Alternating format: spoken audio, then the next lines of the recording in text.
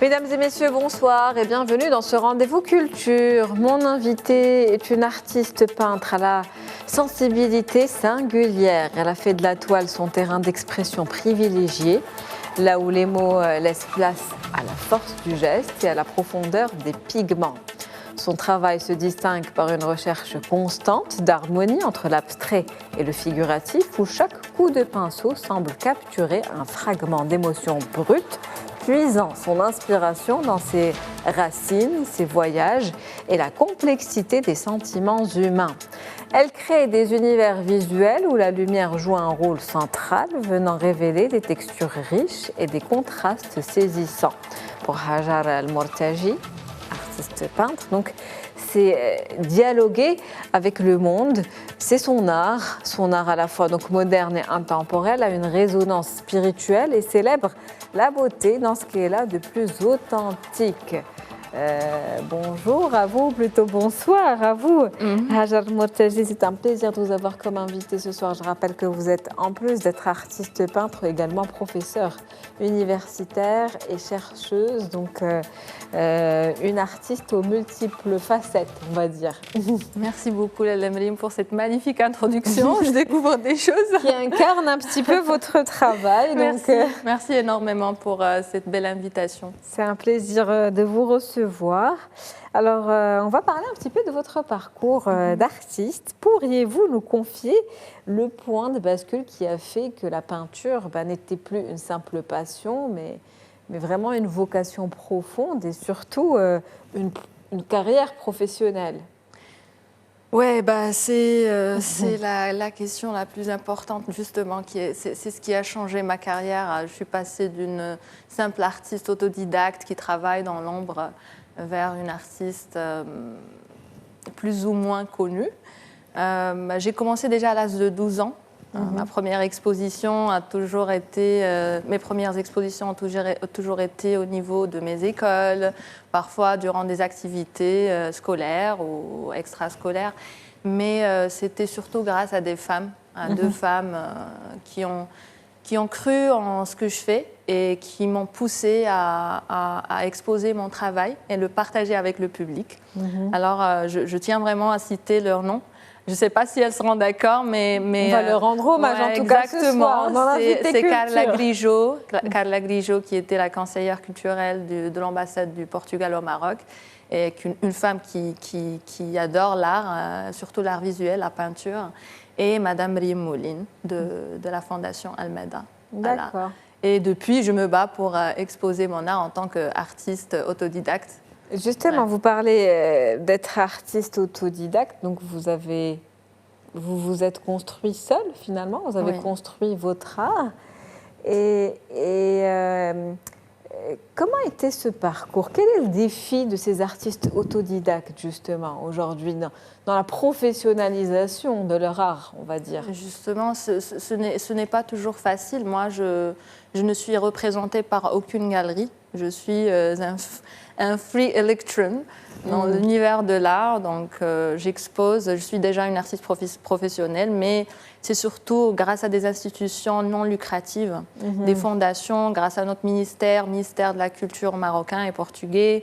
Alors, j'ai toujours exposé dans des galeries et des musées d'art et j'ai jamais cherché à être représentée.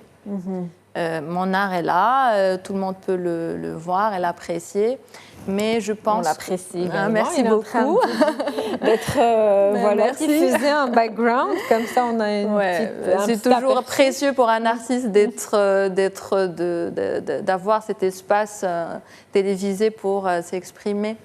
Donc, comme j'ai dit, alors j'expose toute seule, je travaille sur mon travail artistique toute seule et alhamdoulilah, j'arrive à partager cette expression avec un public large en Europe et au Maroc. Est-ce que c'est difficile d'être un artiste indépendant aujourd'hui? Oui.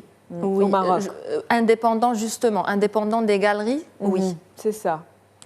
Alors, le problème sera toujours comment trouver sa place dans ce monde artistique presque monopolisé par les galeries.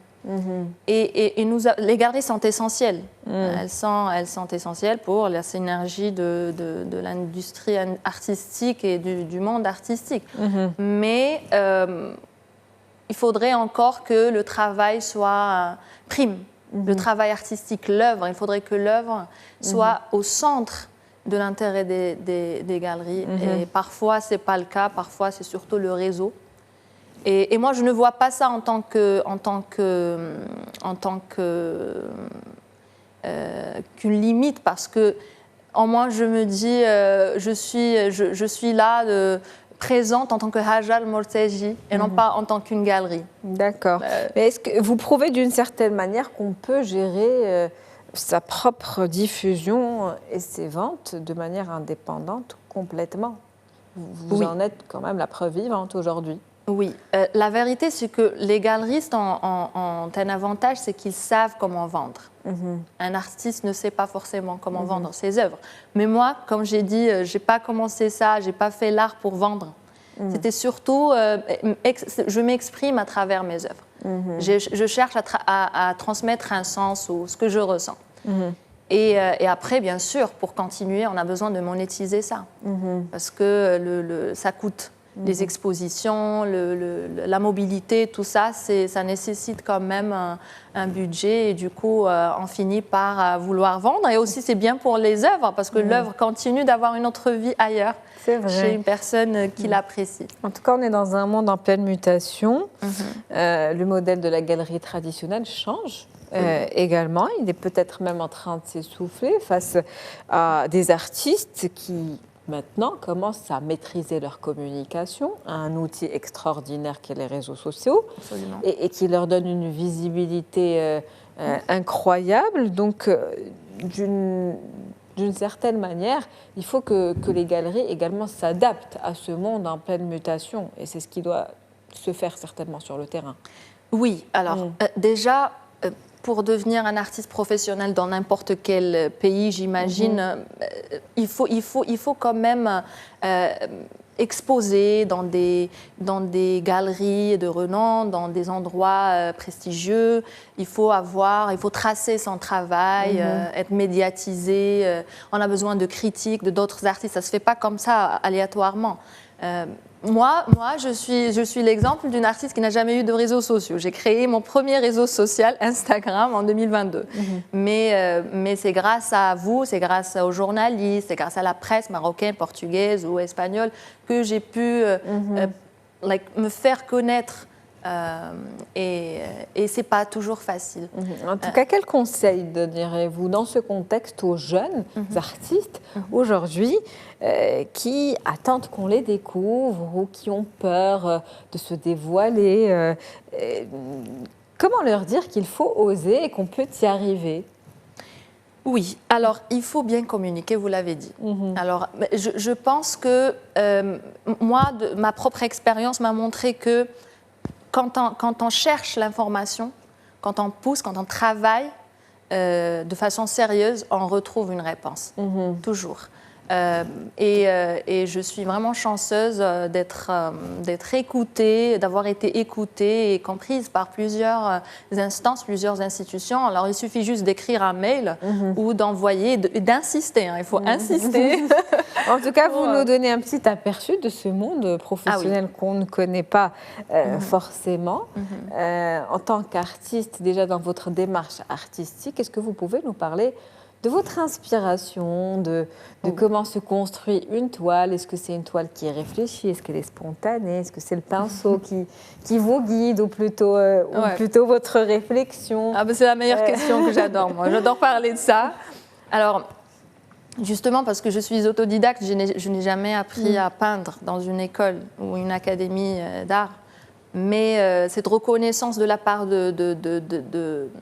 d'écoles, justement, je donne l'exemple des Beaux-Arts de Lisbonne où j'ai exposé 2 fois. Alors pour moi, c'était une grande reconnaissance en tant qu'autodidacte, parce que quand on est autodidacte, on cherche toujours, même inconsciemment, cette validation. Oui. Mais pour moi, c'était une consécration, donc la première peut-être. Absolument. Mais pour moi, comme on peut le voir, je ne décide pas ce que je vais peindre. Quand je suis devant une toile, Alors, c'est vraiment une improvisation pure. C'est sûr et certain. Par contre, ce qui m'arrive, c'est que ce sont les couleurs qui décident les formes pour moi. Je sens que même en regardant la nature, je sens cette pulsation presque corporelle.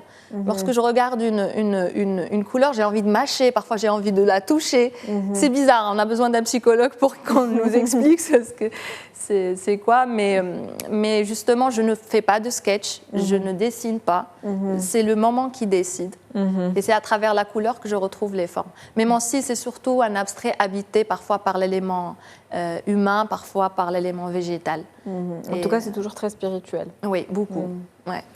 Quel dialogue espérez-vous instaurer entre vos œuvres et puis votre public aussi?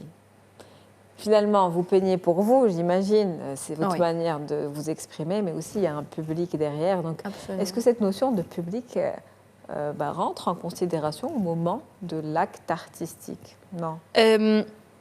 Au moment de l'acte artistique, non. Non, oui. Mais après, ce que j'aime dans ce style, c'est que ça laisse l'espace au public pour décider. Parfois, j'adore écouter cette communication entre mes œuvres et le public durant mes expositions. Et le retour aussi. Oui, le retour, justement. Alors parfois, je n'explique pas. Et j'écoute les gens et je vois à quel point c'est vraiment un univers mystérieux. Parfois, le public donne une interprétation complètement différente de la mienne. Et lorsque je leur explique, alors ça change toute l'histoire. Et c'est ça la beauté. Voilà. Je ne veux pas donner un produit. C'est des choix. Je respecte. J'apprécie et j'adore la nature morte, j'adore l'hyperréalisme, mais pour moi, je trouve beaucoup plus de liberté dans l'abstrait habité. Voilà. Et vous aimez en plus cet échange avec le public, ce qui est assez quand même important. Oui, oui. Dans un monde aujourd'hui d'ailleurs saturé d'images, notamment des images numériques, volatiles, éphémères, vous êtes un petit peu, vous vous inscrivez dans le ton long, dans le physique, dans le concret, dans ce qui reste, parce que finalement vos œuvres restent. Est-ce que peindre est pour vous aussi une espèce de résistance face à la vitesse à laquelle va le monde aujourd'hui? Sciemment, peut-être pas, mais c'est certainement un refuge. En tout cas, un moyen de rendre certains moments, les immortaliser dans le temps. Vous l'avez bien articulé, exactement. C'est vraiment immortaliser des moments et des sensations. Et c'est mon refuge et j'adore. Parfois, il faut être sincère. Parfois, je me demande, je me questionne, à quoi sert l'art? Pourquoi c'est tellement important? Et parfois, je suis très philosophique devant mes œuvres. Donc, c'est vraiment un va-et-vient. C'est votre casquette de chercheuse. Peut-être. Qui fait que peut-être, effectivement... Ouais. Mais ça finit par nourrir quand même cette inspiration. La plupart des artistes, des grands artistes et musiciens sont des philosophes aussi, d'abord des philosophes. D'accord. Donc, est-ce que vous pouvez, pour conclure cet entretien, en quelques mots, en une phrase, en tout cas comme vous le sentez, toujours dans la spontanéité, essayer de nous définir l'essence de votre art? Mais l'essence de mon art, c'est vraiment chercher le sens. Et je le dis toujours. C'est une quête de sens. Une quête de sens. Et une quête de soi aussi?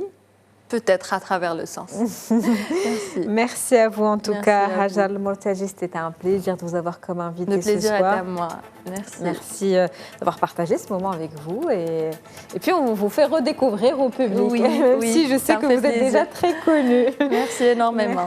Merci à vous. C'est la fin de l'invité culture pour ce soir. Je vous souhaite une très bonne soirée.